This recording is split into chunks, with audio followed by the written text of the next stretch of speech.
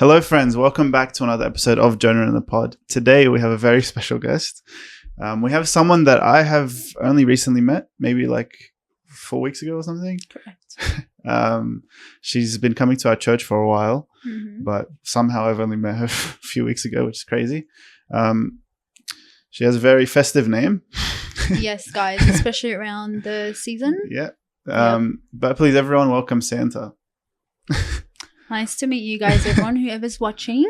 That is actually my actual name, not a nickname or middle name.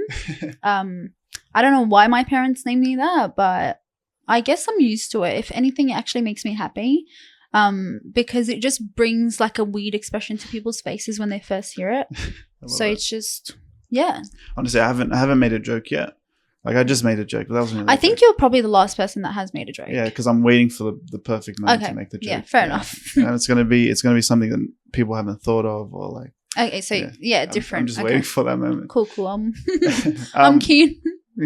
Wait for it. Yeah. All right. So Santa. So this is literally like we've had a few conversations, but nothing too deep into extreme. So this is going to be interesting for me and for hopefully all the viewers. Yep. But I think let's just get into it. So I think firstly, maybe just introduce yourself. What do you do? Who you are? Maybe what you enjoy to do. Guys, whatever. before I even get into it, I don't know if you know that, but when I first joined the church, Jonah wasn't present. I don't know where you were. In Japan, probably. Yeah, probably. Yeah.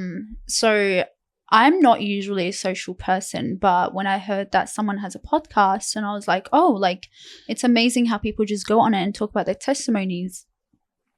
And then I was contemplating if I should be on it because I've been wanting to share my testimony for a while, especially when it comes to just talking about how God has worked in my life, in my heart as well. But I do believe there was a reason why you weren't actually present because I don't think I was ready back then.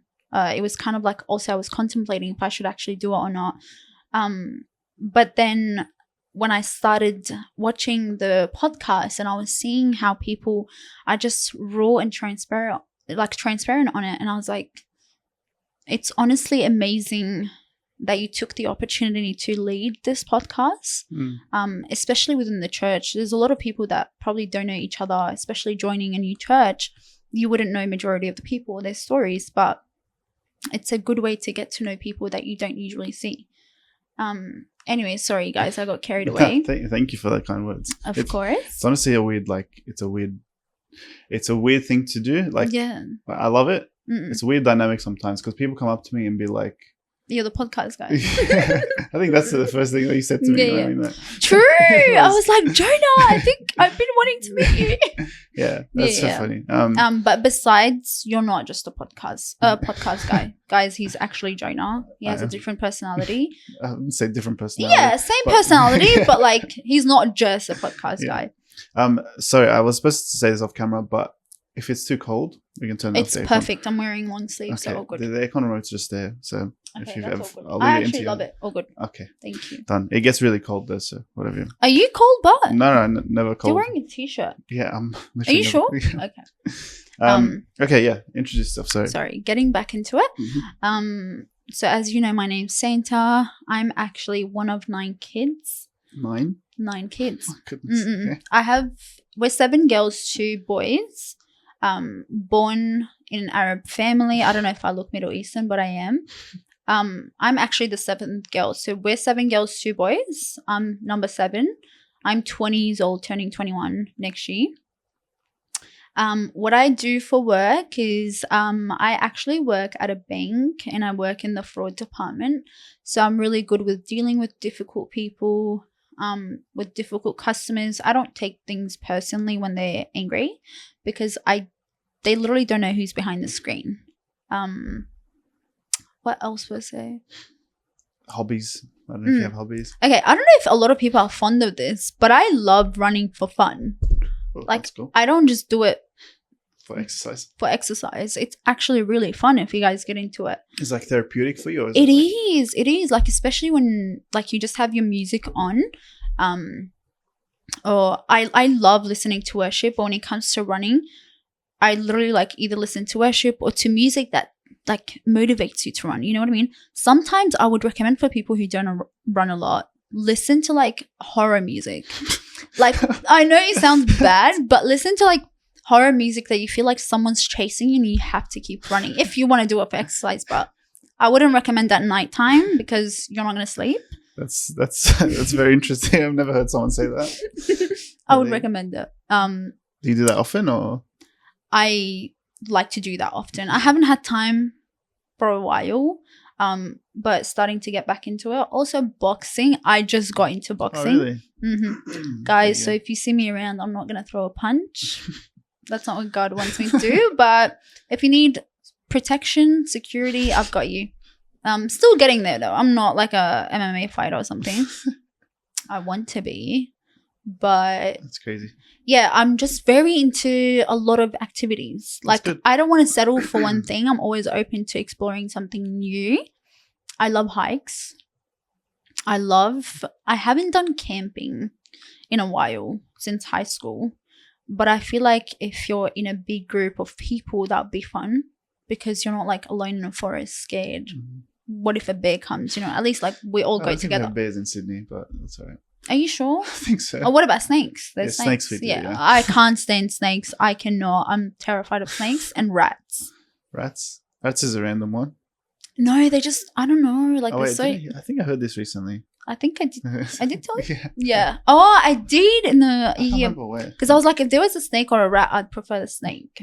That's crazy. Genuinely, because rats just, I can't like. They're just disgusting to me, no offense. But yeah, hobbies. I think there's never ending hobbies for me. That's good. Yeah. Just try things and 100%. I like that. What about you? What about me? Sorry, I have to ask, even though you're not the guest, but I want to know. What are my hobbies? I think I've had the same hobbies literally since I was a kid. And they've been the same thing. Football or soccer. Yeah. Are you the kicker or the goalkeeper? No, the kicker. Okay.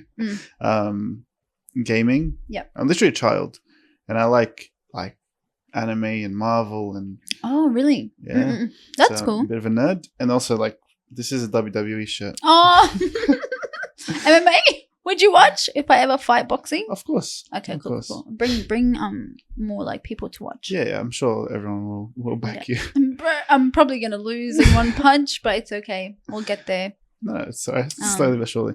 Yeah, that's pretty much it for me. Guys, also sorry. Like this is my first time being or doing something like this. So please bear with me because I'm not usually a camera person, but God willing. It'll be effective. God, yeah, it will be different soon. I never as a kid, I was never social. Actually, I don't know if you know this, but like I was such a shy kid. Like growing up, I always cling to my mum. Like even when my cousins came over, I used to fall asleep hiding from them because I was scared of people. I promise you, I was scared of people. I'm curious to what happened because now you're very bubbly and social. Honestly, that's where my testimony comes. Okay, well, this is perfect opportunity, I guess. Yeah. So I guess we'll send it to your testimony. I say this to everyone, but go as deep as you want, as shallow as you want, goes for as long as you want, or as short as you want. If I were to talk about the whole story, honestly, I would never get tired of it. But let's jump into when I first started experiencing God and God's love. I was born in a Catholic family, so my family was never really involved in religion or anything like that. Like we knew of God, we knew of Jesus, but we weren't heavily going to church every Sunday or even events, like even Easter or Christmas. Like I wasn't forced to go. We didn't have to go. And I think especially not growing up here where there's multiple churches everywhere and you can find a home. It wasn't like that back then because I was born in Iraq. I wasn't born here. So it was pretty different, obviously, to finding something that you're used to. After, I grew up with a big family, so it was kind of my siblings were my friends, basically. I didn't need friends because I had a lot of siblings growing up. But once we came here, we actually came here because of the war. I don't know if you know. So there was war happening back and forth. But honestly, glory to God, like none of us. Was this 2006 or when was this? That was actually around that time, like 2007. I was like only like 3, 4. That's when it happened. Then we had to go.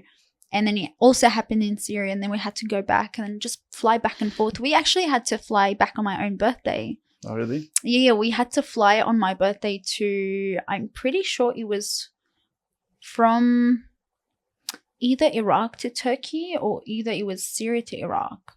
I don't know. But there's a funny story that my parents continuously tell me about.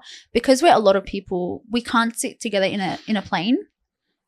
So I was the only person who was sitting with like random people, and I sat next to this old man, and I wanted to sit next to the window seat because I was a kid. And then he didn't let me, and I'm like trying to just like peek and like watch the window, like watch the sky. And he goes on to like, he took my hand and he slapped it.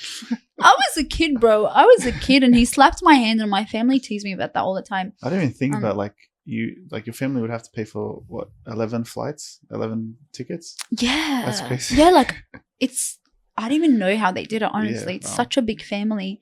But yeah, we came here. Another fun fact, I don't know why I'm even saying this. This is so embarrassing. But back then, before we came to Australia, I don't know who told me that. I don't know why I believed it. But I genuinely thought coming here, there was going to be a special fridge. What? This is so embarrassing, please. I thought that if I wanted any food, whether if it was sushi, whether if it was, mind you, there was no sushi back there. You know what I mean? Like there wasn't typical food that you can have here. I thought whatever I wanted in that moment, I can just like write it in the fridge and it can make it for me. I came here and I found out that they have regular fridges like we had back then. I was so disappointed. I was like, so why did someone build up my hope for this? Like I was looking forward to this, but it wasn't real. Anyways, kids are so like creative. Why don't we have that? We should have that. Yeah, right. But then again, like, how would we understand and appreciate food if we could just have anything? Also, I feel like a lot of people wouldn't be fit. Imagine just like 3 a.m. and you're craving dessert and you're just like, beep, beep. Okay, give it to me. You're right. But that's Plus, I think it's going to cost like billions of dollars, right? Imagine just wanting something and it's made for you. It's true. Sorry, am I talking a lot? No, this is going to be a fun podcast. Yeah, guys, this is a fun episode. A lot of random facts. But anyways, we came here.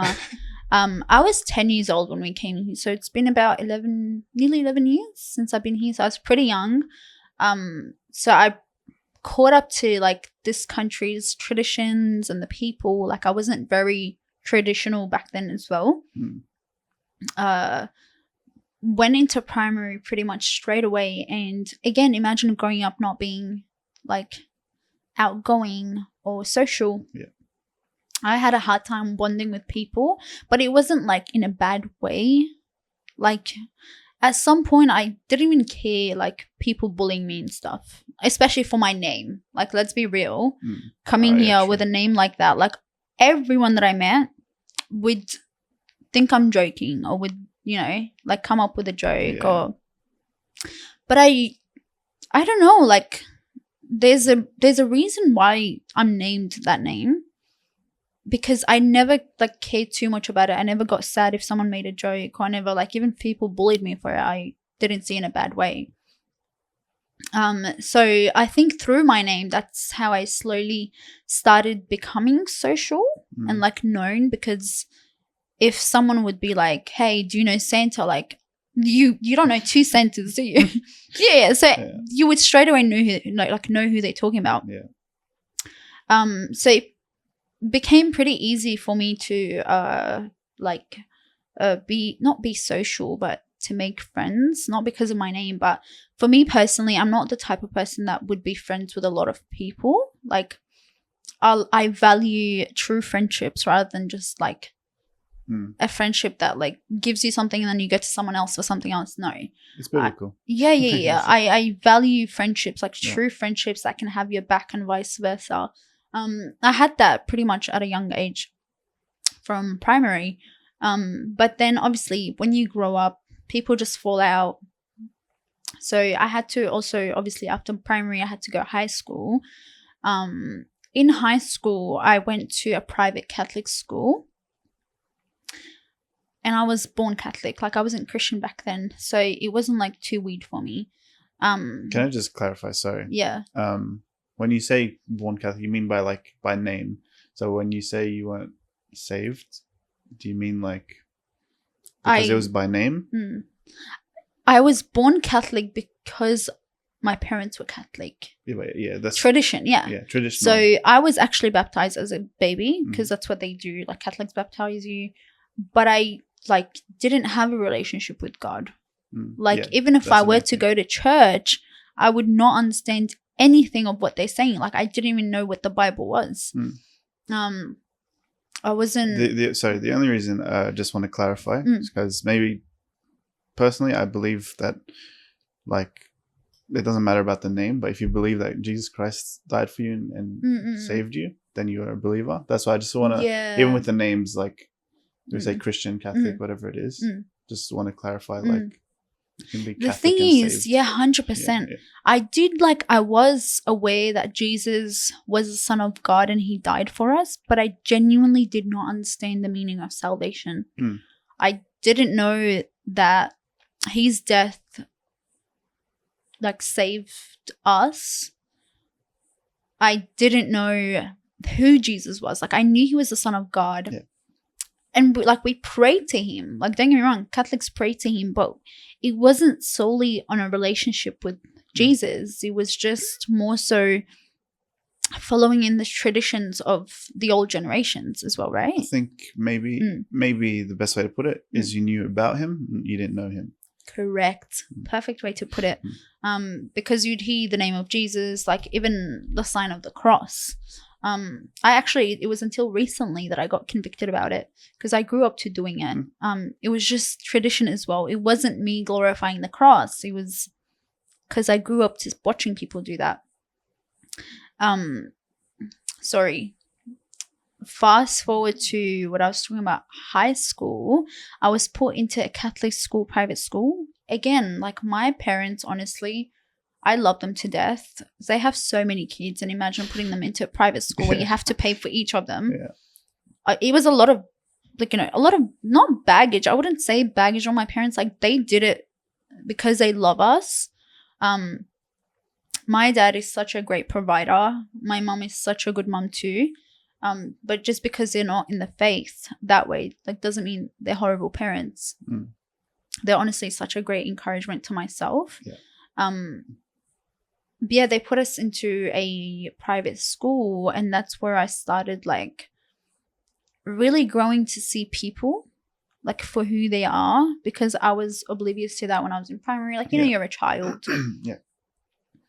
In high school, that's when I saw people just grouping up. They just stick to their own groups. They're not social people, and they just have their own group and name themselves a certain thing. If you're with the Syrians, hey, that's the Syrian group, the loud group, hey, the clown group. You know what I mean? Yeah. They name themselves the clown group? Genuinely, clownish people would clown together. I don't know if that makes sense, but no, it makes sense. Also there's that group that they think they're above everyone else, the cool group. The cool group. They genuinely, they don't let anyone just go in their group. If someone new joins the school, they would, suss them out, and they would try to, take them in if they're cool. You know what I mean? Sounds like school. Yeah. I wasn't fun of that. Guys, if you're still in school, have hope. It genuinely does not define your life. When you're in school, you feel like you're stuck in a cycle or stuck in a circle. Trust me. When I was in school and I was being told that, I didn't believe it. I just felt like it was my whole identity. But the second you finish high school, no matter your degree, if you got your diploma or you didn't, or your ATA, try to study. Obviously, I'm not saying don't study. It's whatever whatever you desire and stuff like that. But don't allow it to shape you. Don't allow it to be your whole identity, because you're going to meet a total different version of yourself once you're outside of school. And she was a counselor. She wasn't my counselor, but Sorry, I'm going out of topic, but anyways, Okay. after I changed the private school to a public one, I had a counselor. Like, I'm friends with her. She's a really great person, and she told me something once, and it's still stuck in my mind. And she looked at me. She's like, Santa, don't be stuck in the bubble of this time in your life, because school limits you. School limits you in a sense where they tell you you have to do a certain thing to be meaningful in this earth, in this life. Like, you have to be a certain person to be to fit in with the circle. She's like to me, imagine it as a bubble, and you're stuck in this bubble, and it's growing and growing, and the second you finish high school, the second you see the real world out there, it's literally gonna pop, and you're gonna see the whole world around you that you couldn't see before because you were stuck in there. Yeah, that's good. I like that. And you're honest, like, it was true. And the second I finished high school, it was just like a whole different thing that I was dealing with. And I'm so, like, I'm way happier now than I was when I was in school. Can we just do a quick rundown before you continue? Just of school? No, just of like your testimony. I'll just quickly run through it. Yeah. Just because, maybe people are a bit confused as well. Oh yeah, of course. Sorry, guys, I'm going off topic. Honestly, it's really good. Some people, like, everyone's different. So when people watch like different episodes, they're like, "Oh, I love this episode." When it's like maybe a bit more chaotic or sporadic. That's totally fine, guys. I told you it's my first time, so it's going to be a bit chaotic. No, but it's good. We like it. Thank you for holding me accountable. No, that's okay. I'll just quickly run through. From what I understand, you can correct me. Yeah. So the storyline is there.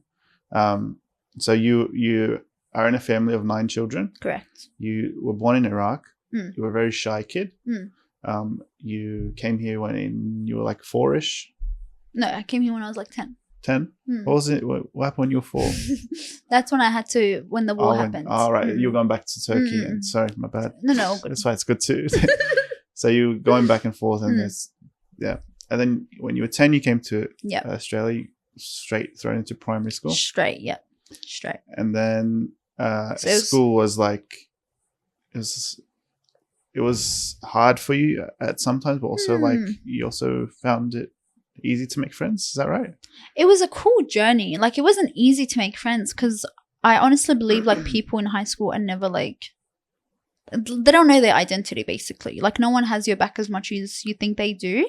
And if you find someone like that, like, be grateful. Honestly, I have found that. Honestly, I found my best friend since high school. We grew up together.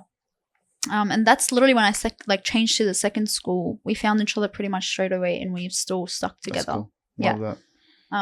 But yeah, about the testimony, how God changed me from a really shy kid to someone who's very much social, guys. Like, I've been in this church for 2 months, and I pretty much know everyone here. That's because I was in a mentality of like, I never knew how to open up growing up, because having a big family is very, like, it's a very big blessing, but also it's like being neglected kind of as well, and not knowing who to go to when you open up. It's just, I don't know, it's different with family. Sometimes you're not born in a family that you can just go to and open up. But I grew up, and my testimony is that I actually I met God after high school, when I was at a point in my life where I was struggling. I was lost. I did mention that I'm way happier now after high school, and I mean it. But back then, when I first finished, I wanted to do so many things. Like, I wanted to do psychology. I wanted to do nursing as well. I wanted to do a lot of things. I just didn't know where to start. But around that time, I was also learning a lot of things about myself that I didn't know. Like, it was kind of like I was exposed to the world. There was a point in my life where I don't know if you guys have met my sister, but Salita, you've met her, I'm pretty sure. Yeah. She started going to church like pretty much a while before I started like seeing that. And then I started seeing like how she was changing as a person, and I was like, okay, cool. Like, and I just went to church with her once, and I saw the way people like, I saw the love people have for you that are in the faith, and the faithfulness and the truthfulness as well for someone to be there for you and you're not even a part of their family. That was back and forth. And I just started going to church, but I wasn't so consistent with it until one time I was going through my own struggles. I was actually having a fallout with one of my close friends. So I was going through struggles and no one knew, like no one in my family knew because I just didn't know how to open up. I was crying one night and it was like I just fell asleep and then I woke up in the middle of the night with like sleep paralysis. Oh, wow. Yeah, it was terrible. Like it was so scary. I was like, I just felt like I was being held down and like handcuffed. I wanted to scream, but nothing was coming out. And it was in the middle of the night. I tried to reach for my phone. I couldn't. And I promise you, like this sounds horrible, but the only thing that was running through my mind then was to grab something and like stab myself. Wow. And it was just the enemy like planting all of these thoughts in my head and telling me I'm unworthy and I'm like, it's too late. You're too far gone, blah, blah, blah. And that's the only time that I felt like I could move was if I went to grab something. And then at that time I was like my personal journey. That's when I started like opening a Bible. Like a few weeks prior, I was opening a Bible, reading through the Bible. I was interested to read, to get to know God more. Like, who is this Jesus that I've heard about my whole life, but I didn't have a close relationship with? And one of my favorite verses till this day is still my favorite verse, Philippians 4:13. You probably know it. I can do all things through Christ who strengthens me. And that verse struck through my heart. Like it just came in my head and in my heart, and all I could think about, like with the thoughts running through my mind, I kept saying, I can do all things through Christ who strengthens me. For some reason, I was thinking of the number 7. I don't know why. I genuinely don't know why. And it's like with the 7th time that I said that, I said it from all my might and all my faith and trust in God. And I was like, I can do all things through Christ who strengthens me. And it's like the chain broke. Like I genuinely, like, it's like when you can't breathe and you just breathe. It happened. And then after that, I was just like, I've never gone through something like that. And it just, it led me through my own journey then. Like, that's when I started seeking Christ. That's when I was like, okay, like, there's a realm out there. There's a spiritual war out there that people don't know about. And it's your own personal journey that you go through. It was such a dark place. Like, it was such a dark place. I went 6 weeks, I think, without sleeping in my room. Wow. I was sleeping in the living room and my mom noticed that. She started sleeping in the living room with me and I was not consuming any food, nothing. Like, she was forcing, mind you, that was after high school. So I didn't even have school to go to, you know.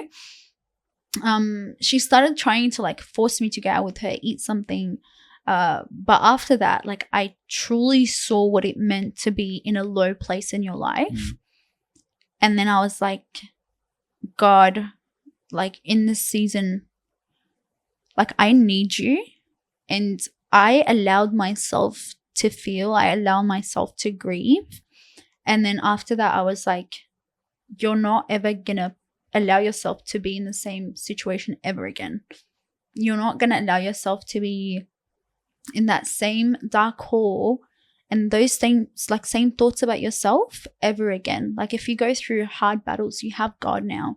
And pretty much, honestly, that's when everything started changing.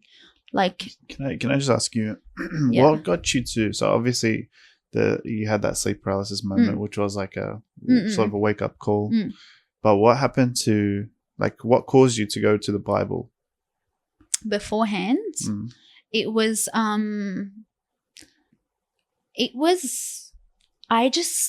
this is a bit vulnerable, but I never felt like I belonged. Like, genuinely, anywhere that I was, with anyone that I was, I didn't feel like I belonged. I just felt like like I don't know. I felt like no one understood me. I'm so sorry. There was a quote that I saw this morning and it really explains how I feel. Cool. This morning is crazy. Literally, I promise. Okay. It says I've always been someone who looks too deep into something or someone. That's because I realized from a young age that there's always more than what the eye meets. More than what meets the eye.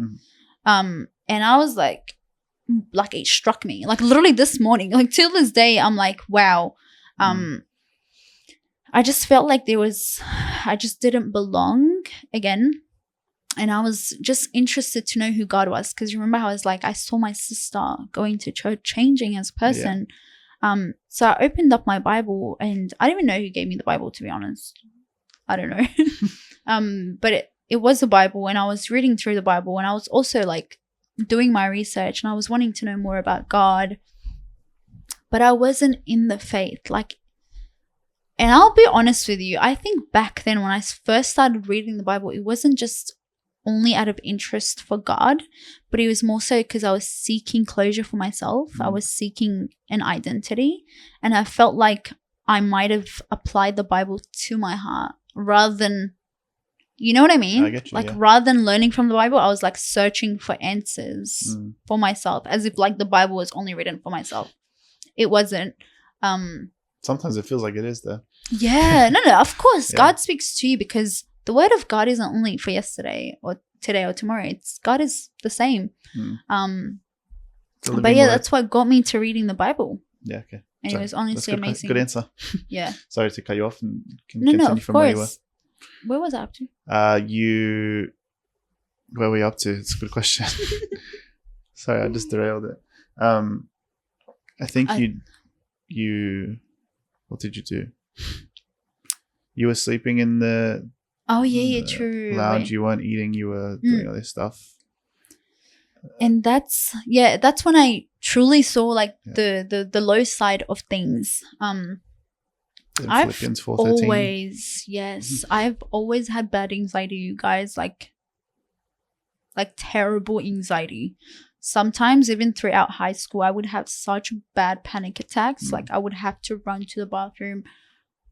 I would have to like, I don't know if any of my siblings are watching this. You don't know this side of me.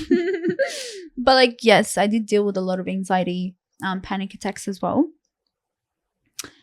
So, but that was like, again, like not a lot of people knew that because growing up when I became bubbly, and that was because I stopped caring what people thought.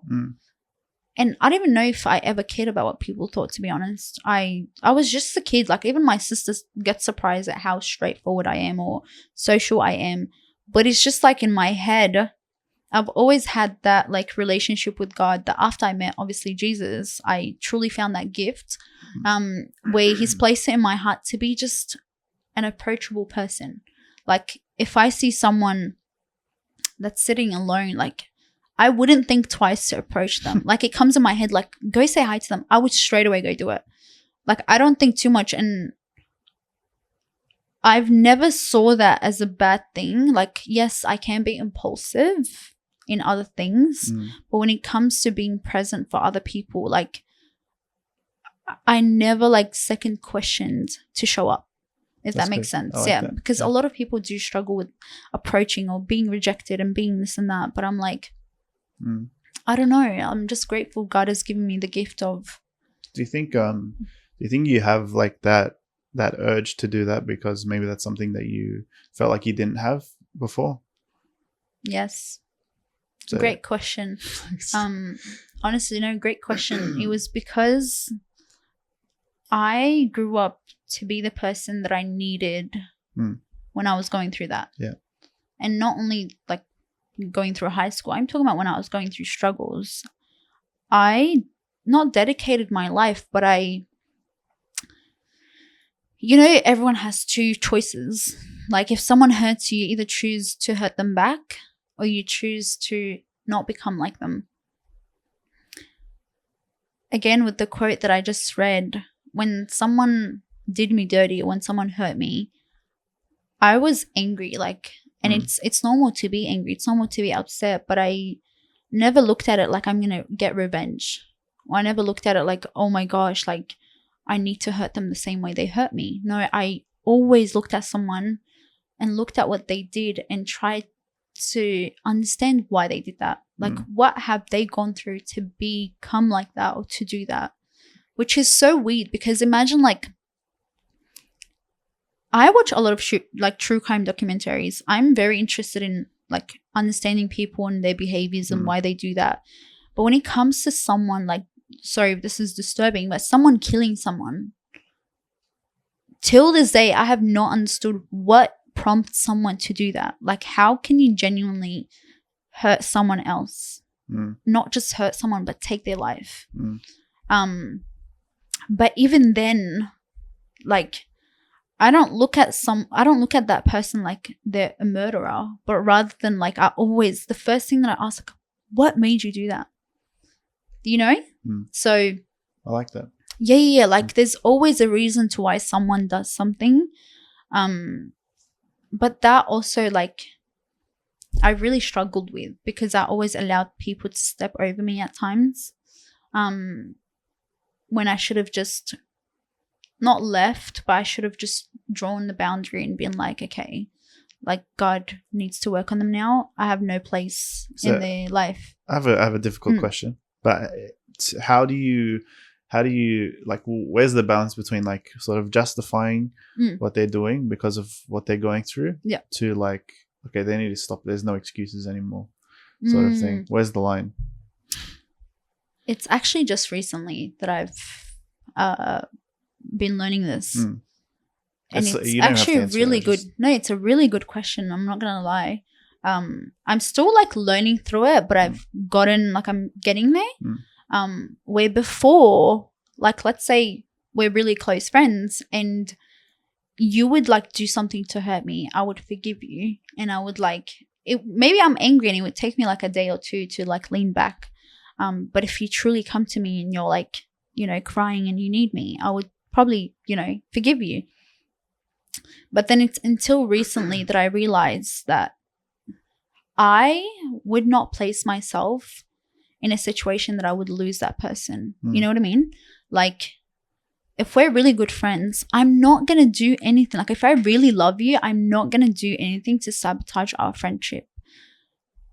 Like, there's a lot of things that can be worked on, but there's also like deal breakers. Like, if you go there literally, like you start talking smack about me everywhere, or you stab me in the back and stuff like that, why would I stick with you? Like, as a Christian thing, I will still love you. I will forgive you. But there's a boundary there that has to be set, where you're not out here to like love me like God loves me. You're literally out here hurting and like dragging me down. But the boundary and the line that I've drawn is that I've realized that I'm also God's child. That's what I struggled with before, that I always forgave others and overlook their mistakes, overlook how they treated me, because I was like, there's a reason they're doing that and they're God's children. But then when I like met Jesus, and again recently, like the past 6 months, I would say, that's when I started realizing that I'm also God's child. Like, it isn't fair to me to be a trial to anyone, and to be the person that people step on just because I'm nice, and just because like I try to see people beyond what they show. You know what I mean? Yeah. I think sometimes it's actually more damaging to this is going to be hard to explain, but let's say we are like a doormat where we're just getting stepped on. It's actually more damaging to the person that is stepping on us than it is to us, because we're creating a standard for them where they can step on us, or they can do whatever they want. Or do you reckon we're also setting standards for them to do that for other people? Maybe even if it's not that, they have a standard of like, okay, I think as time goes, they're going to push the barriers even more. They're going to push the line even more. So the more, like, let's say they do one bad thing, they whatever it is, they take advantage of you in this way. and you're like, look, it's fine, one mistake, Yeah. which I would say forgive and whatever. 100%. But if they keep doing that, the line that they're I guess crossing is going to get further and further. So it's going to become like. So I think what is actually more loving, rather than being a doormat, is actually like, hey, like, we need to fix up like what's going on. Speak to them, communicate with them. But I also think it doesn't always work with everyone. Yeah, like trust me, I've tried, and I try, but not everyone communicates. Not everyone is willing to. Like, as much as you try, I think at some point you really just have to pick yourself up and leave. Look, the Bible is. I remember I mentioned this in the first podcast, I think, or the second one, because I re-listened to it recently. Yeah. But the Bible approaches this in a way. When it's conflict between you and your friend, or you and whoever, the way to resolve conflict is talk to them about it. If they're still not listening, or if it's still not resolved, get others involved. If it's still not resolved, get leaders involved. If it's still not resolved, bring it to the whole church. If it's still not resolved, get rid of them. Like, literally, I think it says like send them to the devil, which is wild. But yeah, fair enough. So there are steps to it, and it's definitely not easy, because there's like a weird like balance.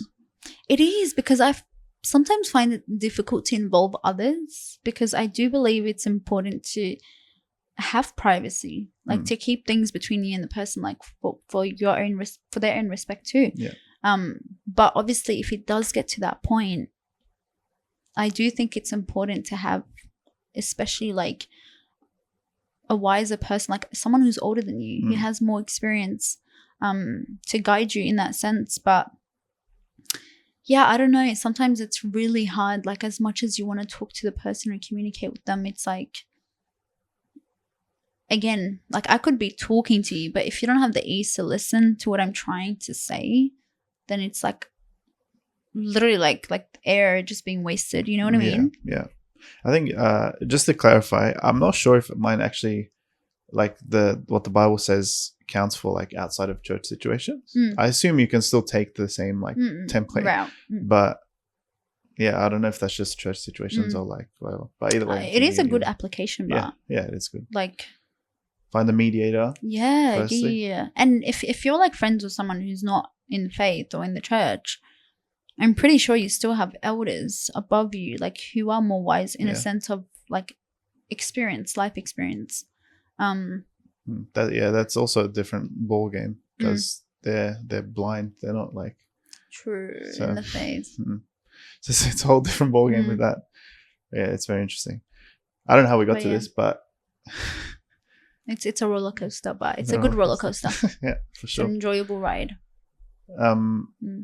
What were we up to? You were up to something. I keep forgetting. I was talking about like seeing everything deeper than majority of people do. At least that's how I feel. Like, I'm sure people are all deep in their own sense, but just for me, like, I genuinely never ever settled for a situation just for what it was. I always looked more and beneath and deeper, and I'm like, why? What can prompt someone to do that? And it was bad. Like, it got bad because I genuinely was getting hurt. Like, I was not communicating like my feelings to the person, and I was not communicating my hurt and my pain, because I just thought like communicating that may prompt them to leave. And one of my fears is people leaving, or it was one of my fears, people leaving, like having abandonment issues and stuff like that. So I always fought to keep the person, if it was a friendship, if it was just anything. But then I realized genuinely when I met God, that's when I just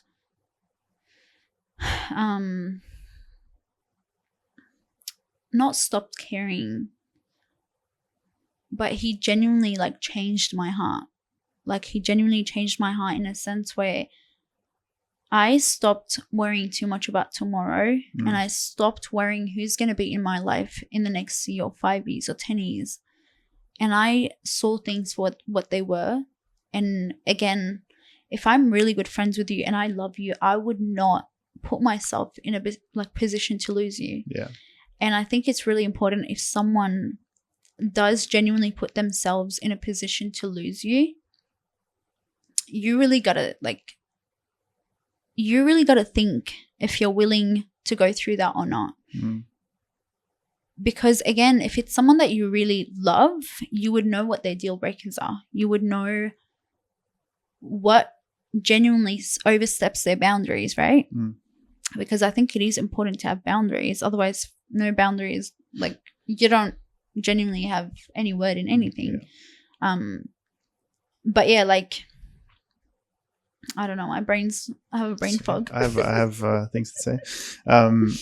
I think like the perspective of understanding that there's something deeper when, like, to most people, like every person in their actions, there's always something a bit deeper. 100%. Which is always a good thing to look at, because then you're not just taking it for what it is. I mean, you're trying to understand them a bit more, right? But more than that, I think what's actually more important is actually looking at yourself first and understanding, like, why this is what I've been doing in the past maybe few years.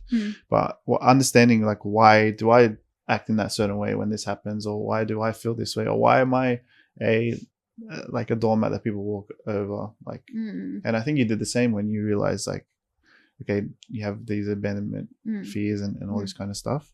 But I think it's always important, because like you can be much more effective when you realize, like, okay, I'm acting in this way, I'm reacting in this way because of this reason. And as much as you're like looking at other people and understanding their like perspectives, their perspectives, you're also understanding, like, okay, this is why I'm thinking like this. And then you can start changing. You can start, like, this is where the Bible guides us to, like, oh, we need to be thinking like this way, not like this way. So I think it's actually an amazing perspective that not many people have. People probably take things as surface value. Sometimes it's hard to not, because some things happen and you're just like that's out of whack, that's out of character. And I feel like a lot of people just, like, nowadays people value things way less than before, because you get in conflict with someone and you're ready to leave. Like, where's the sacrifice? Where's the forgiveness? Where's the love? You get in one argument and you're like, okay, I'm gonna find someone else. There's billions of people in this planet, but like, what's the whole point of that? Like, if you're so ready to give up and so ready to jet out,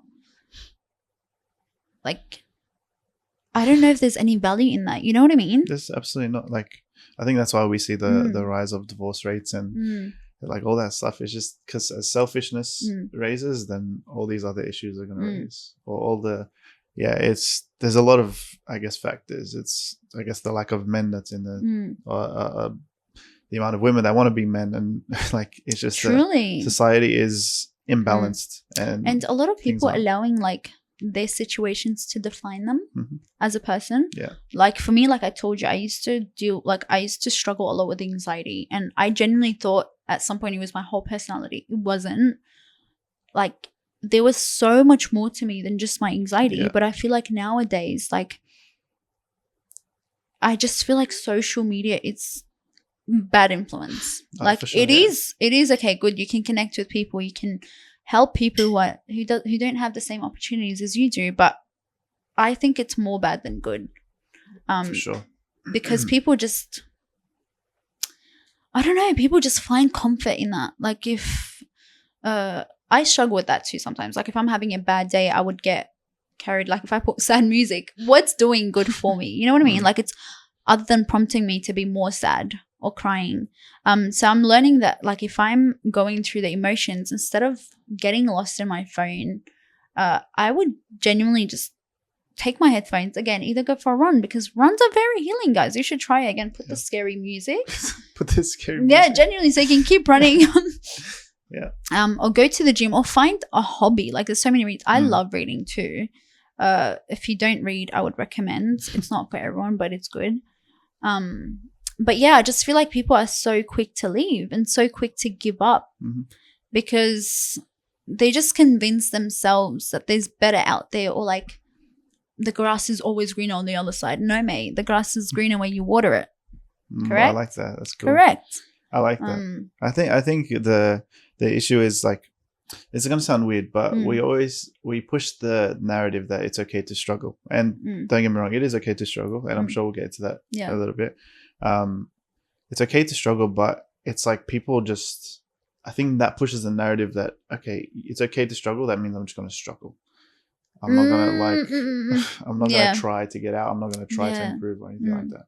So when they face reality, they're like, they try and like get rid of reality rather than make their reality better. If that makes sense. Correct. So that's actually a good topic to talk about, because at some point when I was going through like a difficult time in my life, I genuinely found comfort in TikTok. I don't know if you guys are on TikTok a lot, but like, you know, when you just get addicted to scrolling, like the first thing, like even if I'm like working and I have my break, straight away TikTok and just scroll through, and the videos that you would see, like, it's so foolish. It's so like how the enemy works. Like, guys, social media is controlled by the enemy. Let me tell you, do not rely on it, because when I was going through struggles, all the videos that would pop up would relate to what I'm feeling. Yeah. And it just like, it dragged me into more sadness, into more emotions. And I felt like, you know, when you like have plans to do after work and then you're just like, nah, I'm too sad, I'm just going to stay in my bed and rot. Isolate. Yeah. And it's not good, because I had a habit of ghosting people. Like, genuinely, if I felt like that, I would ghost people. And like a lot of times I got in conflicts with my friends, with people that I love, because of that. Like, I would genuinely just like disappear. You wouldn't hear from me for a day or two, and then I'm back like nothing happened. And it's not good, because if you want a strong, good connection, and that's not romantically only, I'm talking about genuine connection, especially after finding Christ, you need to get over yourself. I'm sorry, but you need to get over yourself. Like, not everything is about you. Your emotions don't define you, mate. Like, they come and they go. Do you know that song, It Comes and Goes in Waves, by Dean? No. He literally says it comes and goes in waves. It always does. Like, your emotions don't define you. Love and Christ, what Christ did on that cross does, because that was the greatest sacrifice of all. Imagine like the endurance and the pain he had to go through. Yeah. Like, genuinely, I just see it as the most loving sacrifice ever, for him to humble himself, come down in human form, go through all the emotions. So the emotions that we experience, he's experienced all of them, you guys. If you don't know that, he genuinely came on this earth to show an example, to show you that you're not alone when you're going through that. But like you said, do not sit in it for too long, and do not allow it to define you. Yeah. I think it's hard when you're in it. When you're 100%. Out of it, it's like, it's easy to sort of say, and it's easy to push that message. But yeah, when you're in it, I feel like it's just like, that's when the devil has like a hold, or the enemy has a hold on you. Speaking on that, what do you do when you're struggling? What would you like, suggest as in, for like, the viewers? what do I suggest, or what do I actually do? What do you actually do and would suggest? Well, not so much anymore, but what I would do would be like isolate. And that would probably include like a lot of gaming and stuff. Like, it's getting out of reality, like not facing reality. I don't do this very much anymore, because I'm more aware of that kind of stuff. That's what I used to do, and sometimes I still do it, don't get me wrong. Isolate, distract myself with games and whatnot, and be unmotivated for life. I think you just need to realize, like, we can't always be perfect. Yeah, of course. We can have our own like moments where we're just like, generally sometimes it is good to isolate. Just bring yourself back, you know what I mean? It's good to rest. Sorry to interrupt, go on. No, that's all right. But what I would suggest is reach out to someone. And I think we don't we don't appreciate the fact that God has given us people around us. Well, firstly, God has given us himself and his word and stuff, but sometimes like we need human interaction, and human interaction is like it is so important. And sometimes the things that help me the most in times of struggle and whatnot, like even this year recently, I'd say it was literally just recording a podcast because I was talking to someone and they were saying cool things and I was like, yeah, okay, that's what I needed. Sorry to interrupt, but guys, honestly, I really love what you do. And just to, I don't know if I've told you this, but expect me to be back on this podcast because sure. I love conversations like these. But I also wanted to touch on that.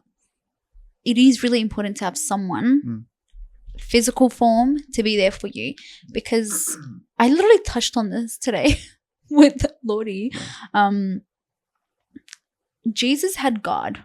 When Jesus was struggling, he literally went, prayed to God through the Holy Spirit, obviously. He had God. Even the disciples, each disciple had someone there for them physically.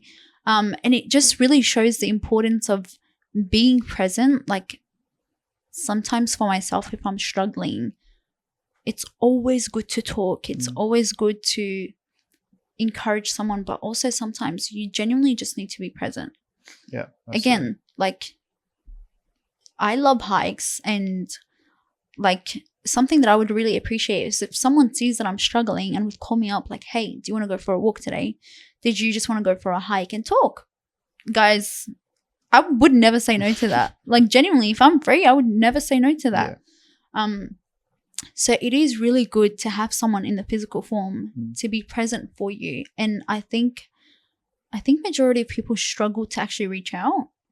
I think what this is for me at least. I can't really speak for everyone, but what happens to me is that when I get into those moments, it's like the devil is lying to me, and he's making me believe that I got to do this on my own. I don't want to annoy people. Like my relationship with God is not built on other people, so I got to do this on my own. And that's like it's such a bad mentality that I think a lot of people would have. And we can see it from like what you were saying, like the son is talking to the father, and the like even from the beginning, in our image, like we were made for relationships. That's why God created Eve for Adam. We were made for relationships. We're not made to be alone.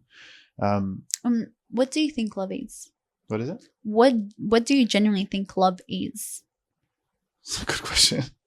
It's not a very easy question. That relates to exactly what we're talking about. Like I know it sounds out of place, but it relates to what we're talking about. Like the problem is I can answer it in such different like. Yeah, but love to me is not something that you're supposed to keep for yourself. Love genuinely, it's not only an emotion. It's genuinely something that we're so blessed to be gifted by God. Like God is love. And if God humbled himself in the flesh to come down as the son, and Jesus died for us, that is the greatest love of all, but it's also supposed to be shared. Yeah, love is literally like think of it as a tree planted. Like a tree doesn't just grow in one branch. It grows in one root, but the roots have branches, and each branch that grows more branches. Yeah. And it goes so on and on, and it produces leaves or produces a fruit, whatever the tree is for. But that's what love is. I feel like, imagine it like your veins. Like you don't just have one vein in your body. Your vein goes and it's connected to other veins, and it goes and it shapes your body. But then I think that's genuinely what love is. It's not supposed to be kept to yourself.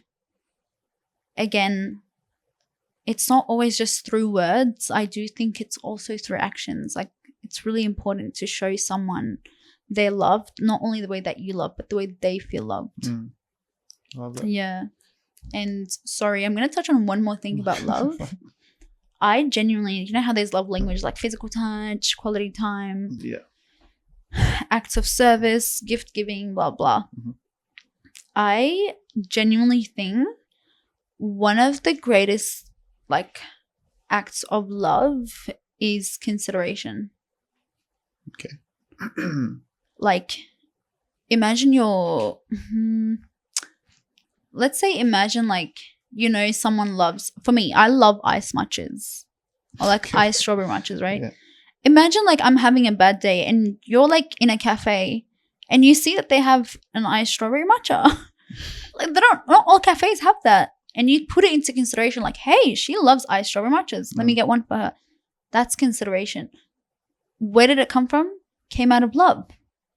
It's just considering someone when you do something. I'm not saying pleasing someone. I'm talking about just genuinely having someone in your heart, considering them. Yeah. Is a great act of love. I think a lot of people are probably different. Like for you, that's probably the best way. Ice matchas are the way to your heart. Yeah. But like other people could be gift giving or gift receiving. I don't know. Just it can be both. Yeah, could be. I love giving people gifts. Yeah. But I also love receiving them. Let's not get out of topic. Yeah, but there's heaps of different ways, and that's why love is like such a, I don't know how we started talking about love, but it's such a like a diverse. It's never ending. Yeah, it's like you can talk literally like go forever. You just spoke about Marcus' podcast off. You spoke it off podcast, but we spoke about love for an hour and a half, and even afterwards we're like, there's so much we left out to uncover. Hey, it's so much. So maybe we won't go into that, but like I have a verse just on what you're talking about. It's 1 Timothy 1:14. And it literally just says, "And the grace of our Lord overflowed for me with the faith and love that are in Christ Jesus." I just thought of that when you were talking about like the tree. The first thing I thought of was a cup, where it's like it's a cup that is like the tap is currently pouring into your cup. Yeah. And what we need to be is overflowing, like the water is the love, overflowing into other people. And then once we overflow, we're still full of love because God has given us that love. But we also have leftovers too. We're literally sharing it. Yeah. And sharing is also a great act of love. Yeah. But yeah, sorry, not to get out of the topic of the whole episode of the podcast. Did you like other questions? Well, we can talk about. We've touched on it, but maybe we can go a bit more detail with the topic that you wanted to touch on. The struggles. Yes. So Christians struggling, and I know we've touched on it a little bit, but I want to hear your point of view, your perspective, like what you had in your heart when you brought this conversation, this topic to me. I genuinely, again, I don't know why, but I've realized that I've been gifted a gift from God to read people. Like genuinely, if I meet you for the first time, I feel like I can read you, like based on your body language or like how you're, coming across. Like gift of discernment. Correct. Gifted. Like if I genuinely like have like a conviction in my heart, like someone, like I shouldn't be close to that person. And it's not out of judgment. It's not like I don't want to be close to them. I'm just like, okay, like maybe I'm not supposed to be in their life for now. So let me keep my distance, Or discernment that someone's struggling. Like there's been a few times where I don't even know the person. I would approach them and I'd be like, hey, like you're going to be okay, blah, blah. And it's genuinely what someone wants to hear. But nowadays I genuinely see people like putting on a facade or a mask. Like I feel like it's really important to realize that just because you're in the faith does not mean that you're always okay or that you can never struggle. I think that's genuinely, again, what you were talking about back then, when the enemy tries to isolate you and makes you think that you can't reach out because you're supposed to take this alone. And as a Christian, you're supposed to abide in God and never reach out to someone, So it's really important because especially, and I'm not calling anyone out in the church, but especially when you're involved in such a great like church and loving church, you always see people so bubbly and so inviting and smiling all the time, but deep down, they're struggling. And I myself, like, I think since I've joined the church, like you even yourself literally said, I'm very bubbly. So that's how I come across to people because I am bubbly. Like generally I am bubbly, but there's way more layers to me than what I put out there. in a sense of struggle, which I'm just now starting to like not touch on, but be okay with talking to someone about. So can I ask you, is the responsibility on the person that's struggling or on the people around that person? What do you mean? Like, so you've said two things right now, and I just want to like balance it out. So you've said, we were speaking about if, let's say we were struggling, we should reach out to someone. Yep. But then you just said for yourself, if you see someone struggling, then approach them. So who's the responsibility on? I genuinely think there is no responsibility here. I think people just need to, again, sorry if this sounds mean, but you need to get over yourself. We're called to love people. We're called to sacrifice. So genuinely, I don't care if you're a shy person or if you're a bubbly person, and it's easier said than done. I get that. And I'm sorry if you feel like I'm attacking you. That's not my intention. But I feel like if you genuinely see someone who you feel like is just smiling all the time, or you feel like is bubbly, I don't know if it's out of ego, but if your ego, get over your ego, get over whatever you're going through and approach the person. Genuinely, it doesn't take a lot to show someone that you see them. Approach the person, be like, hey, I don't know what you're going through, but can I pray for you? Or can I sit with you in silence if you don't want to talk? I just want to tell you that God is here for you and he sees you. Like, people genuinely don't know how little words or a little approach can go a long way. And that's, again, there's no responsibility here. I just feel like people need to do, and I'm not talking about doing harm. If God places such a cute act of love in your heart, do it. Genuinely get over your feet and do it. Whether the other person who's struggling and you can't reach out, I've been there. I've done that. Trust me. I've told you, I've ghosted people when I've gone through difficult things because I didn't want to involve people. I never felt understood, never felt seen. So I was like, what's the point? I'm wasting my breath.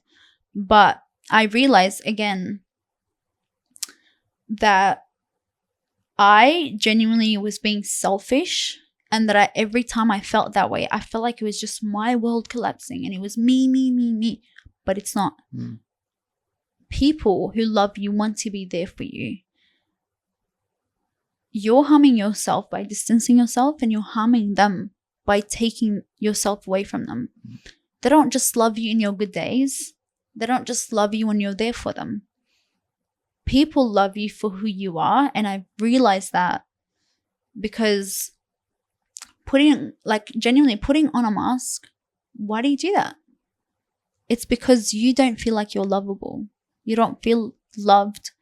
And if you know Christ, again, I'm sorry if you feel like I'm attacking you, but people can say, I know Christ, but where is the action in that? If you know Christ, you know you are loved. If you know Christ, you wouldn't be abiding in your emotions and feel like you're unvalued or you're not worthy. You know what I mean? Yeah. So either way, if you're person A or person B, get over yourself. It's not the end of the world. We're here for a while, not forever. But once we're joined with Christ, like genuinely, once Jesus comes back, and I genuinely pray that I'm here when he comes back because I want to experience that, at least myself. Trust me, you're not going to think of any of those things. Like, even when you come close to death, like your life flashes before your eyes, a lot of people don't think about the arguments you had. A lot of people don't think about how you felt shy or how you felt left out or how you felt this and that. You genuinely, like, your life flashes before your eyes and you think of the things that you did not do. I'm telling you, like, genuinely, the things that you're going to think of isn't the things that you did wrong, or isn't the mistakes that you made. It's the things that you didn't do. So don't sit there and limit yourself just because of fear of rejection. I feel like a lot of people struggle with that. I'm not going to lie. Yeah, absolutely. So you said you have the gift of discernment.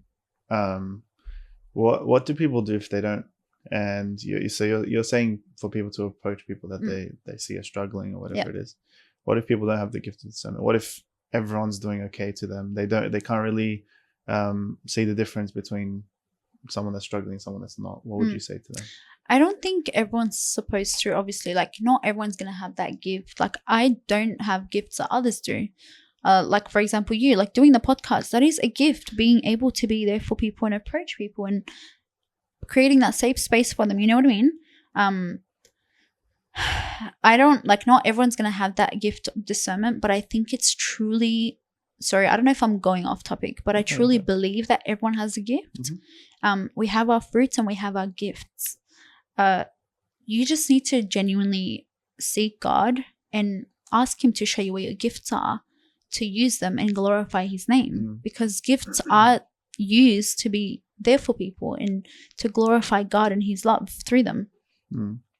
So I think once you touch base with your own gifts, you're going to have your own way of being there for people. For me, I have a gift of discernment. I have a gift of like genuinely being an approachable person. I don't get shy, you know what I mean? So I can approach anyone at any time. Like if I see that you're struggling, or even not even struggling, like if I see you're happy, I will come to you. And that's my gift. I might not have the same gift that someone else does, but if someone doesn't have the gift of discernment, that's okay. It's not the end of the world. I have it for a reason. God put it in my heart because it's a gift that I should use. You know what I mean? I like that. Yeah. I think just the reason why I'm asking is just to like, that's the thing, get the cogs turning a little bit. Yeah. Start thinking about like, I guess other people and the way that they may do different things. And I think the whole thing, correct me if I'm wrong, I'm not trying to speak for you, but the point you're making is just start thinking about other people and start thinking about like what you can do to impact their lives, whether it is reach out to them and be like, hey, I saw that you're sad, or whether it's just like, I'm going to pray for you from a distance, or like whatever it is that you feel like is the most necessary thing in their lives and something that you can help them with. I like the energy and the attitude you give with the like, get over yourself. I don't know if it's the correct words to say, but I like the message behind it. Yeah, where I would say probably not get over yourself, but start thinking about others 100%. More about more than just your but own because issues. Like if you think of it, Jonah, like when we're so stuck up on ourselves, it's not good. Yeah, it's not good. Like genuinely, sorry, I'm gonna fix this. Genuinely, if you're so stuck up on yourself, it's like, imagine it like the enemy is trying to limit you. Like if you're stuck in the same cycle, again, I do truly believe our conscious is made not to understand everything. If we understood everything, if we understood God wouldn't, you know what I mean? Yeah. But when I say get over yourself, it isn't as in a mean way that you let go of yourself and just be a doormat for people to step on. No, it's like, stop being so caught up in your own struggles and in your own self that you feel like everything that anyone does revolves around you. People do not come hurt you because they want to hurt you. It's because of what they're going through. That doesn't justify what they're doing. But again, if you see it as everything's about you, you're going to be like, oh my gosh, this person's attacking me. Like they hate me. They don't like me. No, it's not. Like people have struggles. People are not perfect. Again, get over yourself. I'm sorry, but like it's true. Like not everything in life is about you. And I think it's just, it's great to touch base with, again, what your gifts are. That's how you can be there for others. Because our spirits, we're already told in the Bible what our spirits are, what our spirits should be. You know what I mean? But our fruits, and our fruits as well, but our spirits is something that you need to seek from God. Can I just ask, what do you mean by spirits? Like can you clarify what you mean? I'm talking about fruits. Like fruits of the Spirit. Yeah, fruits of the Spirit. Yeah. Sorry, not spirit and the fruits. Fruits of the Spirit, which shows us, and especially Corinthians 13. That's the love chapter? Yes. Yeah. It literally tells you like what love means. Love? You know what I mean? And also the fruits of the Spirit. I'm so sorry. I forgot where it says in the Bible. I literally read it today, so it's perfect. Literally? Yeah. Wait, can you take it out? It's Galatians 5. oh gosh, where it says like the spirit is Where is it? yeah, I don't want to talk about It just says the fruits of the spirits are. yeah, it literally mentions what the fruits of the spirit are. Where do you want me to read from? Just the fruits of the spirit, or Yeah, you can read the verse. okay. Where is it? Sorry, just finding. Oh, here we go. Galatians 5:22. But the fruit of the spirit is love, joy, peace, patience, kindness, goodness, faithfulness, gentleness, self-control. Against such these things there is no law. And those who belong to Christ have crucified the flesh with its passions and desires. Again, that's another way of saying get over yourself. Sorry, guys. I might as well just name the episode "Get Over Yourself." I will. Don't tempt me. You know what's cool? No one's gonna view it. It'll be like more intriguing. I think. Like, oh, true. Like, what do they mean? Actually, name it that. Please title it. I'll do it. Done. The cool thing about fruits of the spirit is, if you think about a fruit, it's not like something that has to do on its own. It's not like it has to grow. Like, it has to force itself to grow. It's connected to a tree. And what Paul is saying in this is like, we have fruits of the spirit, meaning we are part of a tree. Yeah. The trees come up quite a bit. But we're part of this big tree. Obviously, Christ is the tree, and we're his little branches. As he says, I'm the vine and you are the branches. Literally. Like, genuinely, he's the root. Yeah. So he says this, and what's cool about it is that we just need to be part of God's family to show some fruits. We don't actually, like, if we are true to who we are and true to who God created us to be, we're going to show fruits no matter what. Yeah. It's not like we have to, fruits isn't works and stuff like that. It's just, if we truly understand that we are part of God's tree and we are a branch of his vine, then we're going to be showing fruits. Like 100%. Yeah, like, it's going to be a natural thing. Exactly. It isn't something that's forced. Like genuinely, when I met everyone or majority of people in church, I wasn't forcing myself to be like, hi guys. Like, I wasn't putting on a fake mask. Like, I genuinely was intrigued. I was interested in getting to know people. And again, love isn't only an emotion. It's literally a choice. So the only thing that is, I love the bubbliness and I love all that kind of stuff, but the only thing I would say is that people is like that isn't a measurement of how much you love someone. Like, that's your personality, and people have different personalities. Like you go to church and you see, like, obviously the most bubbly compared to the least bubbly. You can't say that the most bubbly has more love.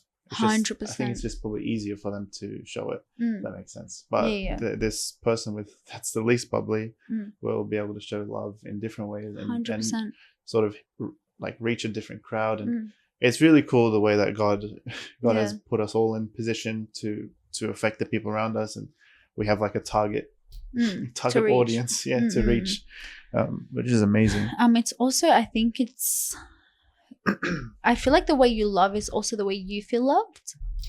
Like, when I said consideration, I feel like a big reason to why I'm bubbly is because I consider others. Like, genuinely, whoever you are, wherever you are, like, if I meet you, I would like try my best. And I'm not saying everyone's meant to feel comfortable with me. Like, I'm not born to be that for everyone, you know. But I feel like I try my best to consider everyone and welcome them.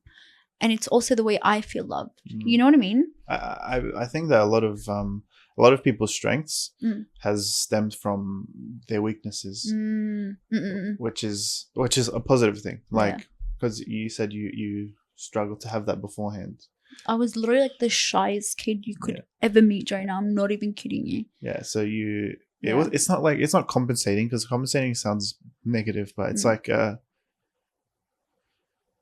you're just making up for what you lacked in a way. And the same thing for me. The reason why I try to hang out with the youth kids and try to be a mentor to the youth is because I feel like I lack that a little bit. And I'm sure that as time goes, I'll probably be more whatever I feel like I'm lacking now. I'll probably be part of that solution later. Yeah.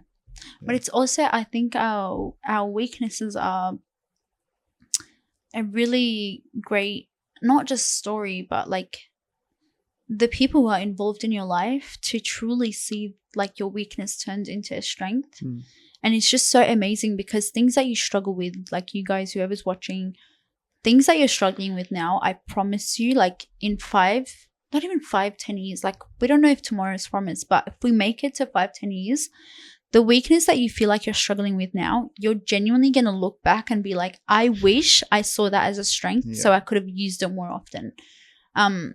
That's why to me, like, I used to struggle a lot with talking to people. Like I told you, but now that I've touched base with who I am, and I'm still growing, like I'm not that old. I'm still learning about myself. God is still revealing a lot about me, and not just to me, but I'm just so grateful to have such a great circle of people that also hold me accountable, that are present in my life when I want to go back to my old habits. When I want to ghost, someone's holding me down like, you need to pick up your phone. I'm like, okay. Yeah. Honestly, I look at like even for myself, you're 20 years old? 21, yes. 21? 21 next year? Next year, yeah. Just say 20. 20. I'm 25 and literally the growing doesn't stop. And the reason why I say that is because like I look at myself, I've had like a similar situation happen to me, and I look at myself like from 2 years ago to now, like the way I'm approaching this situation, or like my attitude towards it, you're just like, wow, I've grown a lot like since then, and I've learned a lot. And it's like, like you just never stop. And I'm sure in another 2 years, I'll look back at myself now and be like, you've grown a lot. Like it just doesn't stop. And I think a lot of this is a random note, but a lot of the times we look at the negatives and look at how we're failing, but we don't actually look at how we've succeeded in life, like how much I've grown, or how far we've come. And obviously we can't take credit for that, but we thank God for that. Like, so yeah. Again, sorry to talk about this again, guys, but when I say get over yourself, sorry, Jonah. No, don't apologize. It's fine. This is going to be the title of the podcast. When I say get over yourself, like when you genuinely like get over yourself in a sense where you just don't sit there and get lost in how you're feeling all the time, the way God is going to work through you and the way you're going to be present for others, yourself and others, is going to shock you. Like I struggled with being present for myself before, but once I realized that I'm also God's child and I show up for myself the same way I show up for others,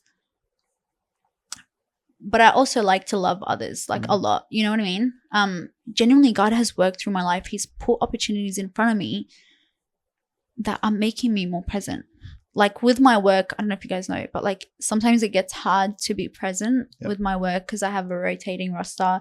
But when I prayed to God to be more involved in the faith and to be more involved in the church, God showed up. I didn't sit there and linger on it too much. That doesn't mean I've stopped praying for it, but it genuinely, like I didn't let it define my day. It's like, God, like I want to be more involved in that sense, especially in this time of my life where I need people to hold me accountable when I'm falling short. Like I'm praying that it happens. If it's in your own will, let your will be done, not my own. God literally placed me, and I've never had a roster like this. Like for the past 2 months and so, I've been having like a roster that I can be more. Yeah, that's cool. Like I can attend more to, you know what I mean? Yeah, I love that. So don't limit yourself. There is nothing that God does not answer if it's to glorify Him and if it's for your own good as well. Like genuinely, don't ever stop praying. It's a whole different topic, conversation, which I'm sure we can talk about next time. But we have been going for, this is an hour 30, but I think like it will take 5 minutes. Oh, wow. It goes really quick. Not kidding. How long do you think we've been going for? Like how long? I don't know. Like, oh my gosh. Yeah. Guys, I genuinely feel like it's just been like 30 minutes. Yeah, that's how it usually goes. That's why I just have to keep an eye on it so we don't. That are all good. Because an hour and 30 is a sweet spot. Yeah. But like you said, we'll have you on again.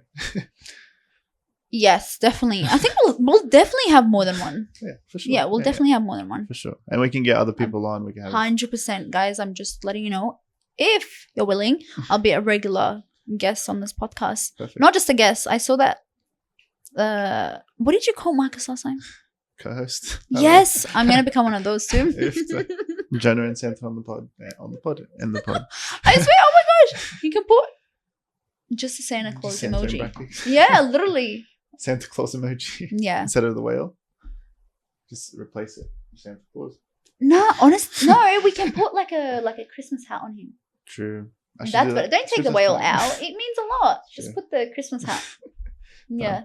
Or is there any like closing statements or like final advice or that you want to give to the peoples? Final advice.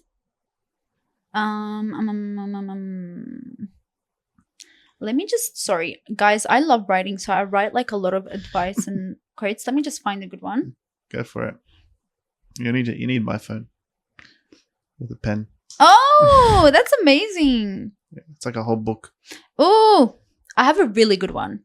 It says, don't equate the presence of God with a good mood or a pleasant temperament. I don't know what that means. Yeah. God is near whether you are happy or not. I like that. It's good. That relates to our title. Get over yourself. Get over yourself. I actually got to title that. Yeah, genuinely, title that. And obviously, whoever's watching, please, if you see me around in church, if you feel shy or if you don't, please feel free to approach me. Like, I'm not a scary person. I'm more than happy to speak to you. And I'm more than happy to share more things. I think that I'm shared a lot on this podcast. Like, it genuinely went so quick. And if you're a shy person, I honestly would recommend this isn't as scary as you think. Like, you just get lost in the zone. You ease into it. But yeah, I think that's honestly what I can advise people on. Whether you like it or not, God is near. God loves you. And Jesus still came and died for you, knowing that you would be struggling with whatever you're struggling with. So just abide in him, find comfort in him, and find your value in him, because it's limitless and there's no limit to it. Yeah. Amen. And I love you guys. Amen. Thank you for having me on this podcast. Well, thank you, Santa, for coming on. And like you said, we'll see you many more times. But thank you all for watching as well. There's a new face that you're going to get used to as well, which is good. Help me a lot. So that'll be good. All right. And I'll catch you guys next week, and peace.